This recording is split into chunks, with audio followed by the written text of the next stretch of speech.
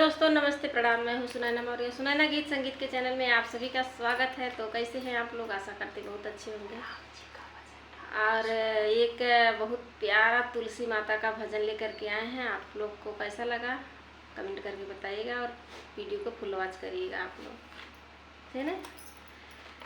सुदामा रौरे बगिया में भैलया जोर हो, सुदामा रौरे बगिया में भैलया जोर हो, सुदामा रौरे बगिया में के हो लौदा